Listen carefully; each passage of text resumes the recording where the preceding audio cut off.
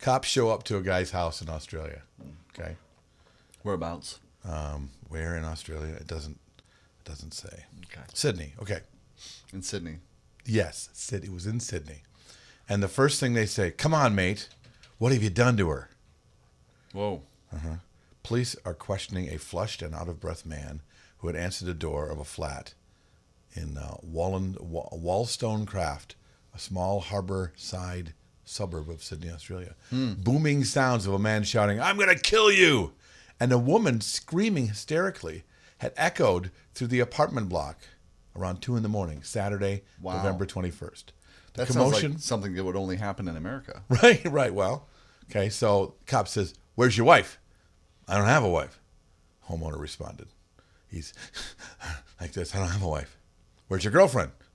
I don't have a girlfriend." Unsatisfied, the police now pressed on. "We had a report of a domestic and a woman screaming. Where is she?" "I don't know what you're talking about. I live alone," the man protested.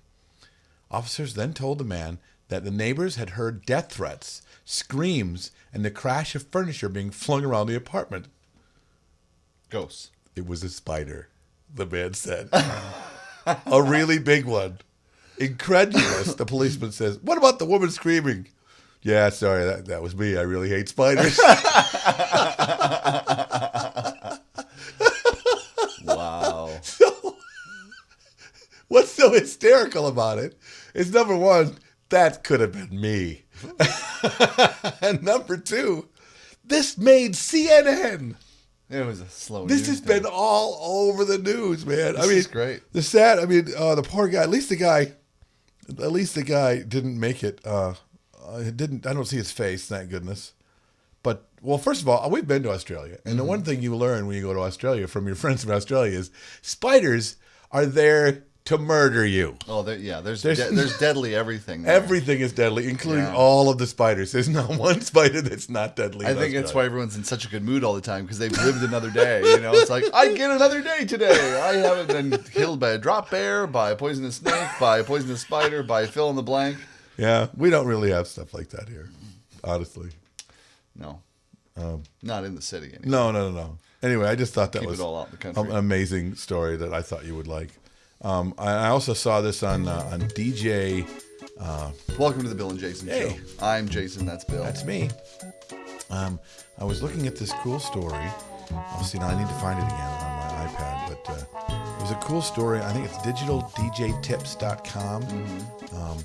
And I'm not doing a very good job of finding it as I'm talking to you here, but and it talks about a major problem in today's modern DJ booths. There's a major problem in the booth. Yes. Does it have it to do with the DJ? It's called, actually, they're calling it DDADD, Digital DJ ADD. Okay. Right. They're saying, Like, that's it, when you only play 10 seconds worth of a song instead of 30 seconds worth of a song? Like, that's enough. well, that's part of the things that you can do to help yourself, or signs that you suffer from it. It comes from the fact that it's become way too easier. Once you're on stage and you're DJing, and you're digital DJing, you got nothing to do now. I mean, before, you spent a lot of your time looking for the next track, finding the vinyl, putting it on the deck, queuing it up, making sure it was ready to go before you went to the next track. Now, it's a click away. That's why you wear headphones. Right. Common signs: excessive effects on the main mixer, mixing in new tracks every 30 to 60 seconds, loop rolling the crowd, excessive filter sweeps, EQ bass dropouts every 32 counts, and climbing on top of the DJ booth for excessive periods of time. And what about cake throwing? Well, cake throwing. They did that. The second thing that they talked about was sometimes things get truly out of hand, and DJs resort to fairly exotic means of personal entertainment, which inevitably backfire. and they brought up Steve Aoki. You know how he likes to throw cake into the stage. Right. There's this great video of that was caught of him on stage. Decided to, after he threw cake, he decided to do a stage dive. Didn't work out for him. Especially if they didn't like the cake. Well, you know? they maybe caught at the cake, but it didn't catch old Steve-O. Oh, no. So, I know. It's a YouTube video. Go ahead and look it up. I guess they weren't really his fans. So then they go into a cure for DDADD. Number one, get on the dance floor. Okay? Knowing how your customer feels is the best way to make your good product.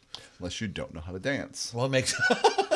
Well, we've been to... I'm here to make everyone look good. Right. But you go to the really, really popular dance clubs, there's not much room to do anything much more than hop and rub up, around the people so tight in and around you anyway. Right. So. It sounds like a good way for a DJ to get bounced out of the club you're working in. Hey, creepy guy. I've had complaints about you out there grabbing people. It's just so crowded. Who wouldn't know that? Well, and if you get away Only from the someone fact that stays in the there's booth. all kinds of jokes you could play around that, it does make sense for DJs. We're not usually very comfortable doing anything except for being on a stage. On the dance floor. I'm mixing. Did you hear that mix? Oh, my God. It says here, give yourself something meaningful to do. Like a crossword puzzle or play Scrabble with friends. Most DJs love to mess with the What music. does that mean, give yourself something meaningful to do? Aren't you DJing? Let's see here. First of all, guilty. I guess. I mean, you're supposed to be DJing, right? Give anyone with the predilection to set a bright light control the music and chants this blah blah blah. It doesn't really say what they think is meaningful. We are supposed to be DJing, right? Yeah. See, I don't get it. I don't think it's too easy. I think that doing what has become expected or common of going from track to track, that is too easy. Well, I sure. don't know, and I don't know if they're saying it's too easy. What I think they're saying is that you're looking for something because it doesn't take as long to do the basic stuff. Now you're Right. looking for more things to do. So you do, and all of a sudden you look like, you're doing a million things really fast, which they're calling DDADD. Well, but the thing is, it's like it gives you opportunity to like layer and like really create something really unique. You know what I mean? It's like I don't think that's a bad thing. That's like putting in the drops and putting in where it's like you're actually then starting to create a production because you're not limited by what you physically could do. Which at one point when you had the platters or whatever you're doing, you were limited by unless you're a good plate spinner and you're dropping in things and mixing in things that are running in a turntable in real time. You can't just like hit a button and have it go back to that cued startup. It's like that one point you've got to. You needed those 32 beats. You had to roll into it, and all those kind of things. Well, all that's eliminated. So now you have the opportunity to do so much more, and to be able to actually create more. Right. Than just being like I play back. Then it's being just about programming. Put it that way, because programming is like what songs you play in the order you play them in. Okay, so that's programming. Kind of got an automated. Became it easy. Yeah, and now we get into mixing. Now we're into creating something unique and exciting. And the best times that I've ever been, I haven't been to a lot of clubs, but I've been most impressed is when I hear the DJ like taking me somewhere, like doing something where I could actually, because I don't dance it. Whenever I've gone to clubs, I don't dance. I just stand and listen to the DJ. Right, and the rest of the people in America would like to thank you. Yeah. And but I listen to like where is he, how is he affecting the audience, and Right. where is it going, and what's happening and Right. stuff like that. And when I hear him slipping in and out of great hooks and stuff like that, first of all, you have to know what all the great hooks are in order to be able to do that. You have to know what part of the song is going to excite them the most. You have to know that by mixing, that you're not going to piss them off by mixing out of the song. Like Footloose, don't mix out of Footloose. No one will be happy with Right. you. And yes, you can go too long with Staying Alive. Right. You can. Even though, like, they're dancing now. I have 3 more minutes to figure out something that will keep them there. It's interesting that they're having this conversation, though, because I remember when I first went digital, the first time that I decided to be a DJ who used computers as opposed to even CDs. Well, even when we went from albums to CDs, I had a lot of DJs go, "Oh, you're making it easy on yourself. Oh, you're not a real DJ." And I always saw it as what you're saying. It's like, okay, now it's giving me a time to actually get out and do something other than just pick the songs. I can get out into the audience with them. I can do more mic work. I can move the room with lighting if I want to. Yeah. Things that I had to have 3 other people to do because I had to be so concentrated on just the programming of the music. Yeah, because when the CD stops, that's it. Unless you've like set up the CD you bought one of those great auto mix CDs that we've got like summertime hits and they're all mixed together.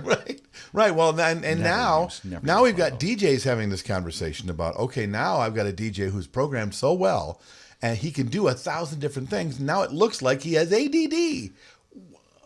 When are you going to be happy, people? That's what I say. That's what knobs are for.